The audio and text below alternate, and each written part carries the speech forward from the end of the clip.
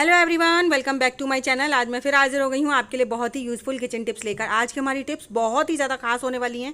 Video को full watch कीजिएगा। Video अगर अच्छी लगे तो वीडियो को लाइक और चैनल को सब्सक्राइब करना बिल्कुल मत भूलिएगा।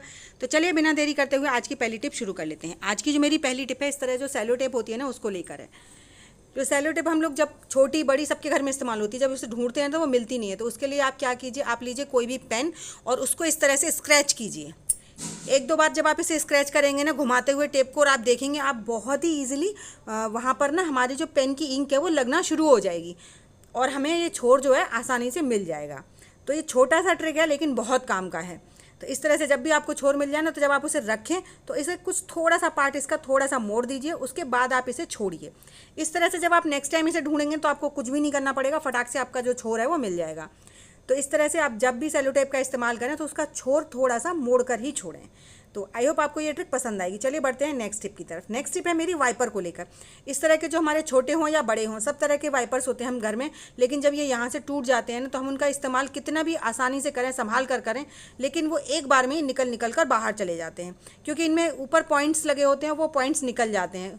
तो इनका हम किस तरह से यूज़ करें, मैं आपको दो ट्रिक बताऊंगी जिससे कि आप ये कि वाइपर भी सही कर पाएंगे। अगर आप इस तरह से नहीं सही कर पाते हैं तो आपको मैं दूसरा ट्रिक बताऊंगी जिससे कि आप अपने इस पुराने वाइपर को ही डेली यूज़ कर पाएंगे। तो आप पहले हमारा जो नीचे का पार्ट है उसे रख देते हैं और ले लेते हैं यहाँ पर फोम। इस तरह की कपड़ों में फोम निकलती है, वो हम सबके घर में वेस्ट पड़ी रहती है और उसे मैं बेकार समझकर फेंक देते हैं। तो अगर आपके पास फोम का बड़ा टुकड़ा है तो आप उसे इस तरह से ऊपर तक आ जाए तो उसमें आप क्लॉथ क्लिप जो होती हैं वो लगा दीजिए और आप उसका इस्तेमाल कर लीजिए। लेकिन अगर छोटा टुकड़ा है तब क्या करें, तो उस टाइम पर आपको क्या करना है, क्योंकि ये ऊपर तक फोम नहीं आ रही है, तो आप क्या कीजिए, जो आपका जो ये फोम का टुकड़ा छोटा है इसलिए, और अगर आपका सिंगल लगाएं तो सिंगल लगा दीजिए, आप इसका जो नीचे पार्ट है उसे निकाल दीजिए और इस तरह से आप अपनी फोम को लगाकर ऊपर से इस पर क्लॉथ पिन लगा दीजिए। इस तरह से ना आपका वाइपर बिल्कुल नए जैसा हो जाएगा और आप पुराने वाइपर को, टूटे हुए वाइपर को सालों साल दोबारा इस्तेमाल कर पाएंगे। इससे मैं आपको पानी डालकर और साफ़ करके भी दिखाती हूँ, बहुत आसानी से आप काम कर पाएंगे। तो क्यों फालतू में पैसे वेस्ट करना, इसको ऐसे ही काम में ले लेना। तो देखिए मैंने यहाँ पर ढेर सारा पानी डाल दिया है। अब इस वाइपर की मदद से हम इस पानी को खींचेंगे तो देखिए पूरा पानी एक बार में ही साफ़ हो जाता है। तो इस तरह से आप अपने इस फोम शीट को फेंकने से या वाइपर को फेंकने से अच्छा है कि आप इसका दोबारा से रीयूज़ कर पाएँ। अगर आपके पास फोम का टुकड़ा नहीं है, अब आपको इस तरह से सही नहीं करना है, आपको पुराना जो वाइपर है वही सही करना है, तो उसके लिए एक और ट्रिक है जो बहुत ईजिली है। तो आप क्या कीजिए, ये जो हमारा ये होल, इसके जो फोम है नीचे की, इसको अच्छे से इसमें सेट कर दिए। जिसके जो होल्स हैं ना, ये होल्स से होल मिल जाने चाहिए बहुत अच्छे तरीके से, कुछ इस तरह से। देखिए अब इनको पूरे बिल्कुल साफ़ तरीके से दिखाई दे रहे हैं। तो इस तरह की जो हमारे यहाँ पर लाइट की फिटिंग वगैरह होती है ना, तो इनको गुल्ली बोलते हैं, वो मिल जाए आपको तो उनका इस्तेमाल कर लीजिए। यहाँ पर सिर्फ एक गुल्ली से ही हम पूरा वाइपर अपना नया कर लेंगे। आपको क्या करना है, गुल्ली के जो ये दो हिस्से होते हैं ना, बीच में से कट सा होता है, वो थोड़ा सा जॉइंट होता है, तो उसे थोड़ा सा कट करके अलग कर लीजिए। तो यहाँ के इसके हमें गुल्ली के ऊपर के जो पतले पतले से पार्ट्स होते हैं वो चाहिए, क्योंकि इनमें ना जिगजैग जैसे बने रहते हैं, जिससे कि ये अंदर हम जब इसके डालेंगे तो ये बहुत अच्छे तरीके से फंस जाएगा। तो मैंने यहाँ पर इस तरह से इनको अलग अलग करके कट कर लिया। अब यहाँ से हम पूरा इनके दो टुकड़ों को अलग अलग करके निकाल लेंगे और इन्हीं दो टुकड़ों का हम इस्तेमाल करेंगे अपने वाइपर में। तो इन्हें आप चाकू की मदद से काट लीजिए या फिर आप कैंची की मदद से काट लीजिए। तो मैं यहाँ पर चाकू की मदद से इन्हें कट करके अलग कर लूँगी। तो मैंने ये इस तरह से दोनों अपने पार्ट जो हैं वो अलग कर लिए हैं। अब इनको हम क्या करेंगे, हमारे जो होल्स हैं ना, उनको मिला के अच्छे से इनको इसके अंदर लगा देंगे और हाथ में थोड़ा सा आप प्रेशर के साथ जब दबाएंगे ना तो वो चले जाएंगे, क्योंकि इनमें लॉक्स जैसे हैं तो थोड़ा मुश्किल से जाते हैं, लेकिन चले बहुत आसानी से जाते हैं और परमानेंट फिक्स हो जाते हैं। तो इस तरह से मैंने एक को फंसा दिया है और इसी तरह से अब हम दूसरे को भी फंसा देंगे।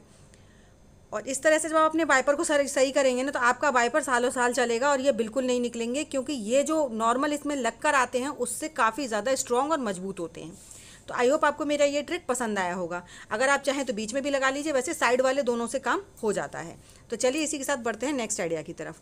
नेक्स्ट आइडिया है मेरा टूथब्रश को लेकर। टूथब्रश हम सबके घर में इस्तेमाल होते हैं और सुबह सुबह सब लोग करते हैं।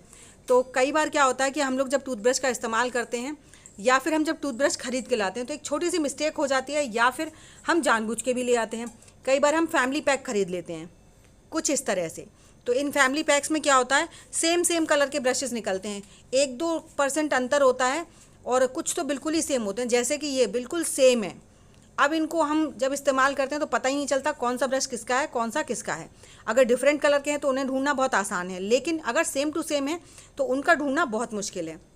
तो उसके लिए आपको कुछ नहीं करना है, आपको लेना है नेल पेंट। किसी भी कलर का ले लीजिए, कोई सा भी ले लीजिए।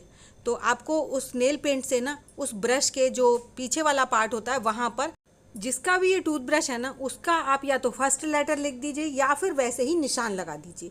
तो मैं यहाँ पर जिसका भी ब्रश है उसका फर्स्ट लेटर लिख रही हूँ और दोनों पे लिख दूँगी, जिससे कि कभी भी कोई प्रॉब्लम ना आए, और डिफरेंट डिफरेंट कलर से लिख दूँगी।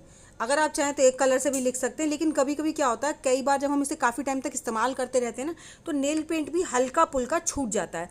लेकिन अगर आप डिफरेंट कलर से लगाएंगे ना तो कलर का तो पहचान रहेगा ही रहेगा।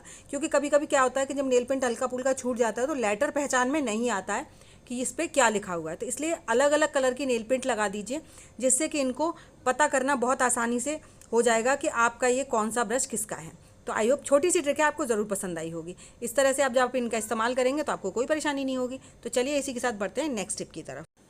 तो जो मेरी नेक्स्ट टिप है वो भी फोम को लेकर है।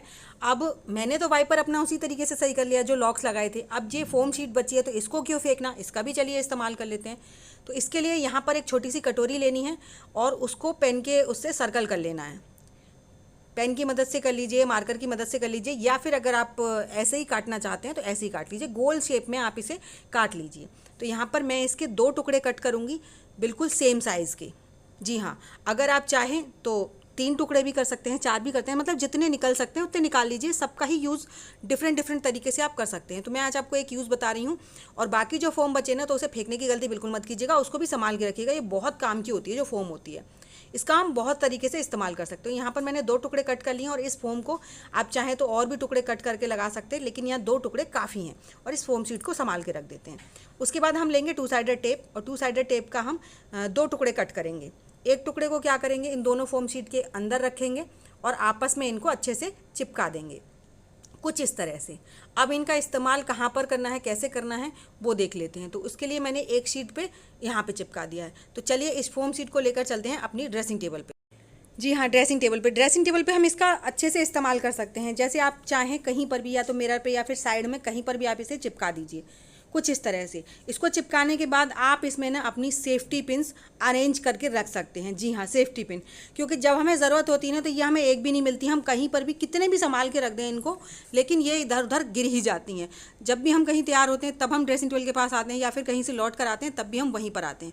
तो आपको क्या करना है, जब भी इस्तेमाल करना है तब भी इसमें से ले लीजिए, और जब इसका इस्तेमाल हो जाए तब आप इनमें वापस से लगा दीजिए। तो छोटा सा काम है और वेस्ट फोम का आप बहुत अच्छे से रीयूज़ कर सकते हैं। आई होप आपको मेरी ये ट्रिक पसंद आई। चलिए बढ़ते हैं नेक्स्ट टिप की तरफ। तो जो मेरा नेक्स्ट आइडिया है वो है आटे को लेकर। गर्मियों की स्टार्टिंग होते ही ना आपने देखा होगा, जब भी हम रोटियां वगैरह बनाते हैं या फिर उन रोटियों को खाते हैं तो वो रोटियां एकदम स्टिक हो जाती हैं और हमारे पेट में जाकर हमें नुकसान पहुंचाती हैं। वो किस लिए, क्योंकि इस समय ना नए गेहूं का आटा आ रहा है, और नए गेहूं का आटा जो होता है वो हमें बहुत ज़्यादा नुकसान पहुँचाता है। पहले क्या होता था, लोग 6-6 महीने पुराना गेहूं का आटा इस्तेमाल करते थे गांव में या फिर बाज़ार में, हर जगह, क्योंकि या फिर उन्हें धोकर इस्तेमाल करते थे। लेकिन जब हम मार्केट से आटा लेकर आते हैं तो वो ना तो धुल के आ रहा है, ना ही पुराने गेहूं का आ रहा है। तो आप उसको क्या कीजिए, इसको पुराना गेहूं की तरह ये काम करे। तो आप क्या कीजिए, आटा लगाते समय ना उस पानी में थोड़ी सी बर्फ़ डाल लीजिए। जी हाँ, जब आप इस पानी में बर्फ़ डाल लेंगे ना, तो जब आप इस पानी को से आटा लगाएंगे तो इस गेहूं के जो आटे की गर्मी है ना वो ठंडी हो जाएगी। और आटा भी आपको लगाते समय बर्फ़ का इस्तेमाल ज़्यादा करना है। आपने बर्फ़ से आटा लगाने की बहुत सारी ट्रिक्स देखी होंगी कि आटा सफ़ेद रहता है, ये रहता है, वो रहता है, बहुत से लोग कहते हैं। लेकिन मैं कहती हूँ अपने पर्सनल एक्सपीरियंस से, जब आप ठंडे पानी से आटा लगाते हैं ना तो आटा, जो गेहूं की गर्मी है वो शांत हो जाती है, और वो हम जब उस आटे को खाएंगे तो हमारी सेहत के लिए बिल्कुल नुकसान नहीं करेगा, और इसकी रोटियां भी एकदम सॉफ्ट सॉफ्ट रहती हैं। तो आटा लगाते समय आपको छोटी छोटी चीज़ों का ध्यान रखना है। एक तो आटा आप स्टार्टिंग में थोड़ा सा टाइट उठाइए, और फिर उसको पानी लगा लगा कर एकदम सॉफ्ट डो बनाकर तैयार कर दीजिए। बिल्कुल सॉफ्ट डो आपको तैयार करना है, अच्छे से मसल कर, कुछ इस तरह से। जितना आप इसे टाइम टेक मतलब देंगे गूंदने में, जितना टाइम लगाएंगे ना उतना ही आपका आटा अच्छे से गुथ कर तैयार होगा। इस तरीके से जब आप आटा लगा कर रखेंगे तो आपकी आटे की रोटियां एकदम सॉफ्ट बनेंगी और आपको नुकसान भी नहीं पहुंचाएंगी। आई होप आपको मेरी सभी ट्रिक्स पसंद आई होंगी। टिप अगर पसंद आई हो तो प्लीज़ लाइक शेयर सब्सक्राइब ज़रूर कीजिएगा। साथ ही साथ मुझे कमेंट कर ज़रूर बताइएगा कि आपको मेरी सबसे ज़्यादा कौन सी टिप अच्छी लगी है। साथ ही साथ ये भी बताइएगा कि आप मेरी वीडियो किस गांव या किस शहर से देख रहे हैं, ताकि मैं आपको थैंक्स कर सकूं। तो चलिए ऐसी अमेजिंग टिप्स और ट्रिक्स के साथ मैं मिलूंगी आपको अपनी नेक्स्ट वीडियो में। तब तक के लिए बाय बाय।